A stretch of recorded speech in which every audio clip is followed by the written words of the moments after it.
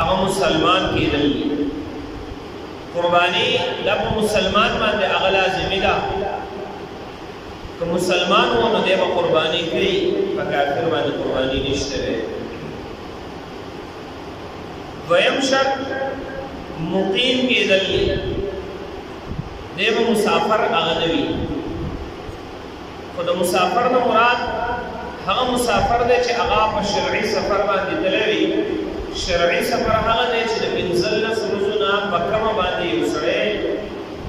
دومره سفر وکړي چې 78 کیلومتر لار دی ووهي او د ده اراده د 15 ورځو نه په کمه باندې وي، نو دی یو شرعي مسافر دی. په دغه مسافر باندې اگر که دی مالدار دی، قرباني به د باندې لازم نه ده. اوس که داسې یو صورت کېدلی شي د ده سره پیسې شته دی، هلته قرباني کوي، یا دی کور ته رابطه وکړي په کور کې د ده طرف نه قرباني نو بیا هم صحیح ده. که داسې صورتیان نه کېدلی شي نو بیا په د باندې قرباني هغه لازم نه ده، دی به قرباني نه کوي. ها زمونږ په دې علاقو کې ډېر خلک هغه داسې وي، هغه بهر ملکونو ته تللي وي، نو هغه هم خلک ورته مسافر وایي، هغه هم ځان ته مسافر وایي او زه مسافر یم. نو یو دغه هم مسافر دی. خو دی چې هلته که موسیقي کال تېری، 2 تېری، 3 تېری، د هغې نه پس خپل علاقې ته هغه راځي،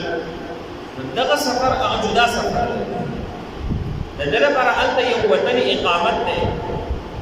نو هلته به دی قرباني کوي، یا به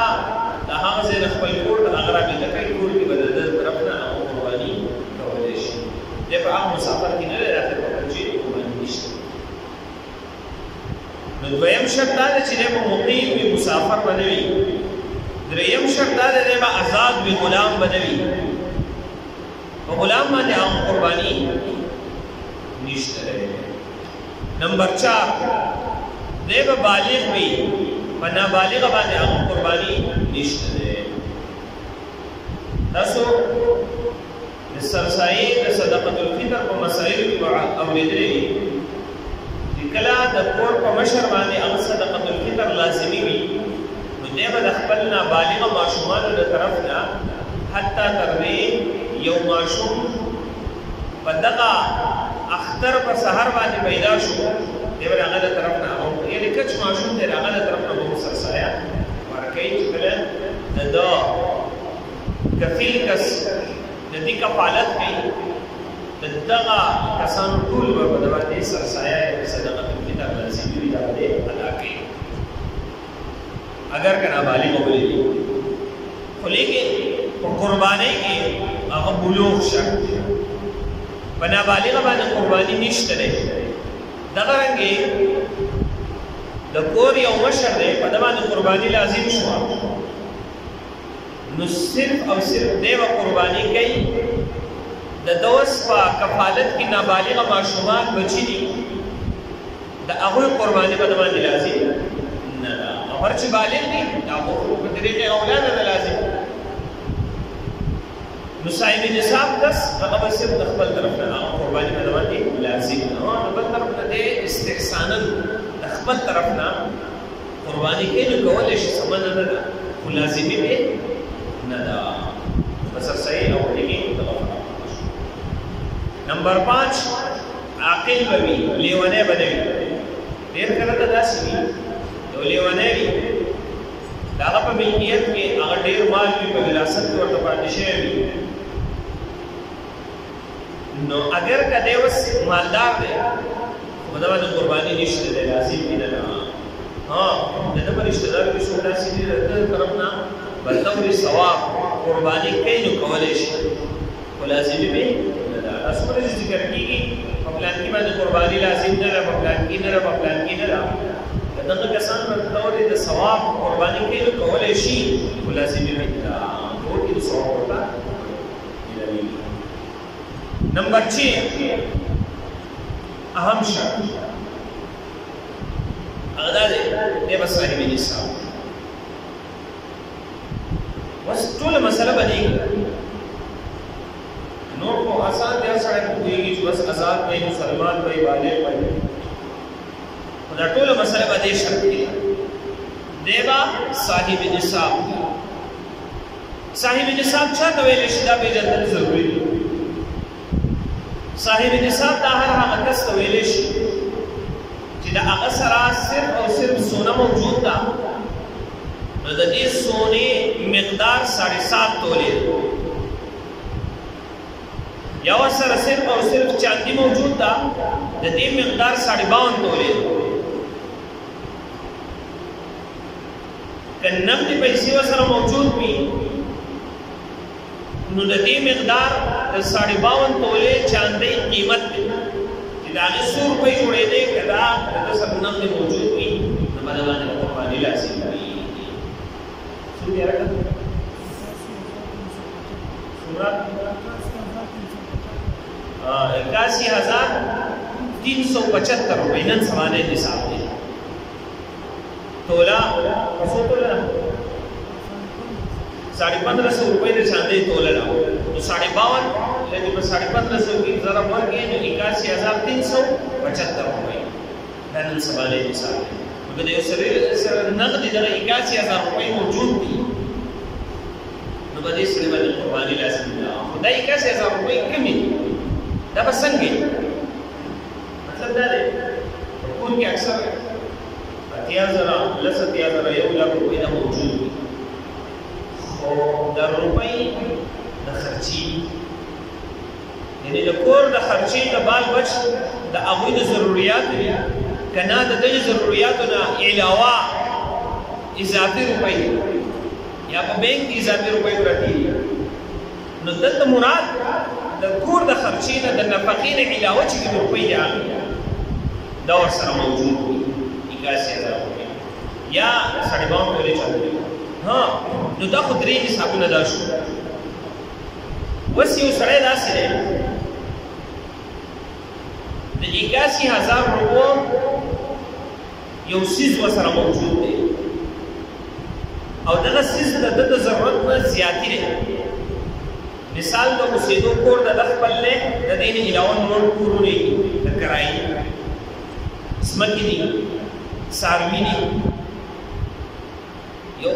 عام څاروي د کور د ضرورت لپاره یو څاروي باغ جوړ یو ډېر څاروي چې هغه بهر سړي د عام ضرورت نه سیوای د تجارت په غرض باندې اخیستلي وي هغې نه کوی وغیره عام خاصوي نو دغه بیا په تجارت کې راځي دغه به حسابولی شي د دې قیمت که بیا 81,000 ته رسېدو نو به د باندې قرباني وشي اوس یو سړی داسې دی د هغه سره ملټیپل یعنې مختلف حسابونه راجمع شي یو طرف ته چې یو توله سونه ده داسې ورسره یو توله چاندي ده توله دې نه یو پټۍ ورسره چاندی ده او داسې څلور 15,000 روپۍ ورسره وي د ضرورت نه سیوایي دا ورسره خپلې پټۍ یو زنانه ده اکثر دا سونه د زنانو سره نو اوس دا زنانه سوچ کوي چې دا سونه خو یوه توله ده همون خو اورېدلي چې په 7.5 تولې په 1.5 تولو باندې هغه قرباني لازمېږي نه دلته کې اوس مسله جدا ده دلته کې اوس نصابونه ګډوډ شو هلته کې سونه موجود ده یا چاندي ورسره یا ورسره نقد روپۍ د ضرورت نه سیوا په دې ورسره یو موجود وي یا دواړه نو هلته کې ګډوډ شو نو هر کله چې دا ګډوډوالی راشي د سونې سره یا پیسې راشي نقدي د ضرورت نه سیوا یا ورسره چاندي راشي اگر که یوه راتۍ ولیده دا چې کله ګډوډ شو نو اوس نصاب د سونې به نه حسابېږي اوس به لیټ چې دی نه هغه څه ته وړي چاندۍ ته وړي اوس په حساب کتاب د دغه 81,000 روپو لګولی شي نو اوس په حساب ولګولی شي د یوې تولې سونې چې دی نو هغه روپۍ جوړېږي 1,43,000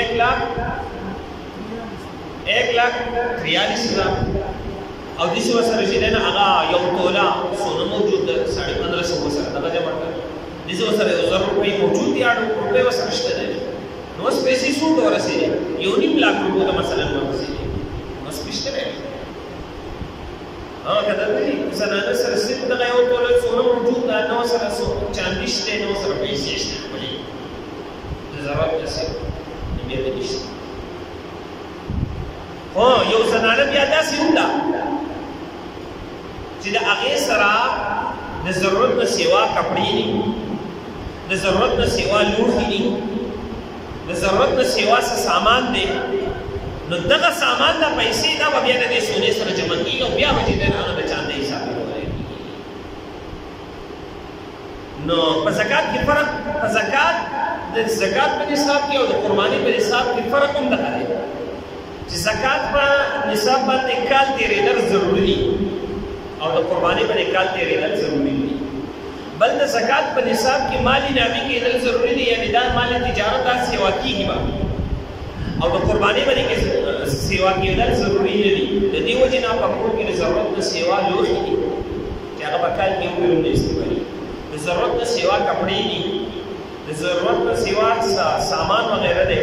دا ټول به جمع کېږي، د دې قیمت په لګولی کېږي او دا په نصاب کې جمع کېږي. خو دا صرف او صرف د سرسایې او د قربانۍ په نصاب، د زکات په نصاب کې دا نه جمع کېږي. په دغه نصاب کې به دا جمع کېږي نو چې دغه قیمت دغه 81,000 روپو ته رسېدو او په دغه کس باندې هغه قرباني لازمي ده. دا د نصاب هغه ضروري وضاحت دی. دغه نصاب څوک مالک دی په هغه باندې قرباني شته او د مخکیني پنځه شرایط هغه موجود دي، په داسې کس باندې هغه قرباني شته دی، دی به قرباني کوي. او که د قرباني ونه کړه د ده لپاره عذاب څه دی؟ انشاءالله را روانه جمعه پکې شته دی، یو جمعه به ده هغې باندې په هغه د دې وضاحت وشي. څوک قرباني کوي د دې فضیلت څه دی، څوک قرباني نه کوي په ده باندې لازمي ده، د دې چې دی نه هغه وعید او سزا څه ده انشاءالله جمعه باندې بیانوو. دغه شرایط دغې کې نظر غور کړی شي او په دغې باندې عمل وکړی شي چې هغه قرباني لازم وي، خپل حالت هر سړي ته خبر